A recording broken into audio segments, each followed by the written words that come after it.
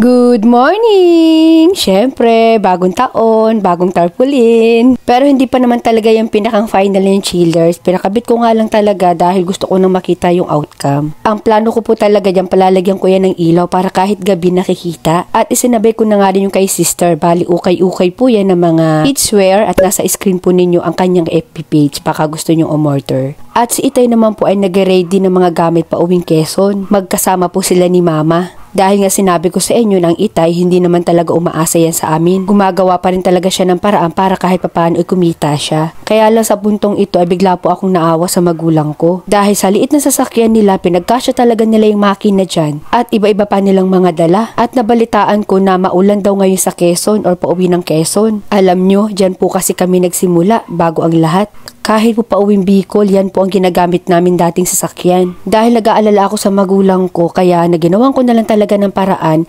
na yung L3 na lang namin ang gamitin pauwing Quezon. Total, matagal-tagal naman pong bakante yung sasakyan namin na L300. Ayaw pa nga pumayag ng Itay dyan kasi mas malaki daw ang gagastusin kapag yung sasakyan na yan ang ginamit. Kaya pinaliwanagan ko na lang ang senyor kong tatay. Buti na nga lang sumunod sa akin. At pagkalipas nga ng isang araw ay nasa Quezon na nga sila. At ito nga po ang dahilan kung bakit umuwi muna sila ng Quezon. Aayusin po kasi nila yung baklad ng Itay doon. Papalitan nila ng kulambo yung baklad. Kaya dinala nila yung makina namin para matahi po yung mga kulambo at si Mama po ang nagtatahi. Wala po sa pamilya namin ang hindi marunong manahi. At alam na talaga yun ng mga old viewers ko. Dahil bago ko po pinasok ang pag-furniture ay marunong na po talaga ako manahi. At ako po ang nananahi talaga ng ibang order sa amin. Dahil sariling tao lang din namin yung mga nagtatrabaho dito. Kaya kahit mga pinsan ko, pinagtuturuan talaga naming manahi. Lagi ko sinasabi sa kanila, iba ang may skill. Kahit lalaki ka, pwede kang manahi. Mas marami pa ngang mananahing lalaki ang magaling. Marami din po ako mga pinsan na lalaki pero magagaling manahi. Anyway, matatagal-tagal lang po yung mag-asawa doon. Dahil ngayon daw po yung season na kahit papano mas maraming chance na makahuli na maraming isda doon.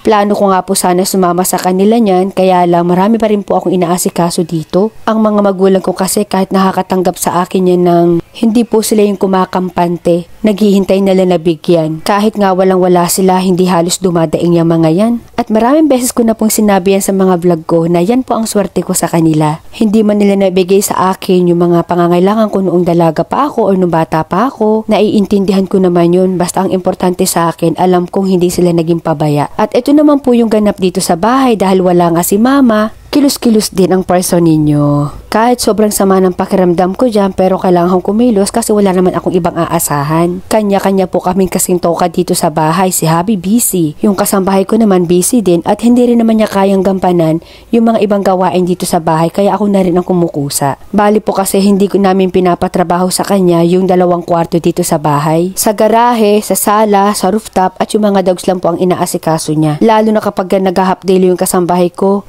medyo bitin talaga, lalo na sa paglilinis. Kayo po chillers, ano po ang ganap-ganap ninyo sa buhay after Christmas and after New Year? Kami, wala talagang tigil ng kalilinis. Ewan ko ba ba't parang natambakan talaga kami ng mga labahan dito sa bahay? Anyway, ganyan talaga kapag may mga dumarating na bisita. After po kasi ng New Year ay umalis na kaagad sila Mama at Itay, kaya talagang no choice ako. Buti na nga lang lahat po ng mga washing machine namin ay automatic. Pagkasalang ko, maya-maya lang ay pwede ko na isampay. Yan nga yung madalas ko sinasabi kay Mama pero ayaw niya.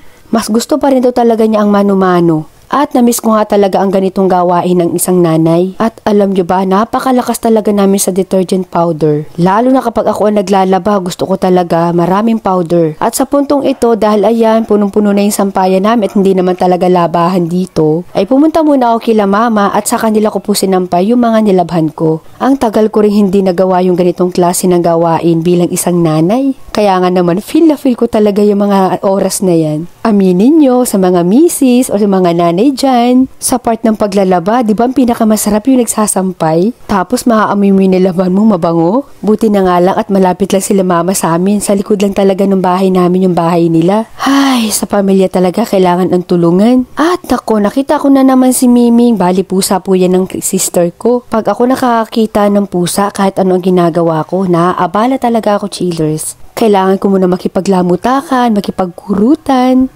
At nawawala po talaga yung pagod ko. Ang tagal namin naglaro ng mga oras na yan. Syempre, fast forward ko na lang para hindi kayo mainip sa panunood. Masarap magsampay dito kila mama kasi maririnig mo yung mga huni ng ibon. May alaga po kasi silang mga ibon dyan. Kung pwede ko nga lang laging ginagawa yung kanitong klase ng gawain sa bahay, ay naku, gagawin ko talaga. Kaya lang hindi po talaga kaya ng oras ko. Sabi ko nga sa sarili ko, ngayon 2025 gusto ko kahit papaano, marami akong oras dito sa bahay. Pero ang hirap mga ako chillers, hindi mo rin kasi masasabi, lalo na kapag sobrang dami ng mga biyahe namin. At eto na naman nga, nakita ko na naman si Miming. Nagmo-model-model kasi sa paahan ko, kaya ayan, kinarga ko na naman, nakakagigil talaga habang ini-edit ko to, Diyos ko. At habang nagsasampay nga ako, may mga naliligong bata dito sa ilog. Oo, siguro marami sa inyo mapapaiw, pero normal na po sa amin yan. Noong una, hindi ko talaga kayang hindi manita kasi nag-aalala ako sa mga bata. Hindi ko talaga sila mapipigilan kahit gaano kapakadumi ang ilog na yan. Minsan nga, nasa 20 bata ang naliligo dyan. And take note, minsan nagdadala pa sila ng mga baon nila. Lalo na kapag mas malinaw yung tubig sa ilog, matatawa ka na nga lang talaga sa mga bata dahil kapag sila po ay naliligo, hubot-hubad talaga. Marami nga po palang tanim na halaman dito si Itay, kagaya ng oregano. Ay, tinan nyo yung mga bata, oh. Tapos na silang maligo, nagbihis na. At dahil nga po uso ang ubo ngayon, buong mundo, ayan, maggagawa ako ng oregano juice. Siguro naman napapansin nyo po sa boses ko na mamaas pa rin talaga ako hanggang ngayon. Pero nagpa-check up na po ako kahapon at umiinom na po ako ngayon ng antibiotic. At bisitahin naman natin itong ating munting hanap buhay. Tuloy-tuloy po ulit ang paggawa ng mga workers ko. Karamihan po sa ginagawa namin sa kasalukuyan ay i-deliver po namin sa Cainta Rizal. Medyo mabusisi nga lang yung mga order sa amin ni ma'am. Pero okay lang, kayang-kaya naman. Ang nakakulungkot nga lang ay nahihirapan po ako sa pag-budget ng financial kasi marami pa pong ako mga kliyente na hindi pa po namin ma-deliver yung mga set nila. At alam kong pong nanunood kayo, huwag nyo naman po sana patagalin dahil may kanya-kanya po tayo talagang dahilan. Kaya minsan nagkakaroon po ako ng utang dahil hindi po pwedeng hindi kami mag-cooperate. At sa inuutangan ko na yun, hindi maiiwasan na magbibigay ako ng tubo kasi naabala ko yung pera nila. Buti na nga lang hindi sila ganun kasamantala. May mga tao po kasi nagpapautang pero lalo kang gigipitin, hihingian ka na malaking interes. Samantalang ako, kung ano yung ibigay kong interes, hindi sila nagreklamo. Halos sariling tao ko rin po kasi yung hinihiraman ko at isa nga po doon ay pinsan ko. Mga nagbi-business po sila kaya naiintindihan nila ako. Kaya lang hindi may iwasan na mag-aalala ako dahil mga nagbi-business din sila so kailangan din nila ng pera. Kumbaga chiles, pare-parehas lang po tayo. At kung kayo po ay nagbi-business, alam nyo din po yan. So hanggang dito na lang muna at sa mga gusto pong umorder, nasa screen po ninyo ang aming contact number. Diyan lang po kayo mag-PM at ang price naman po ay depende sa design, depende sa kapal, depende sa materialis na gagamitin natin. Dito po sa amin, mura pero hindi basura, kaya mag-subscribe ka na.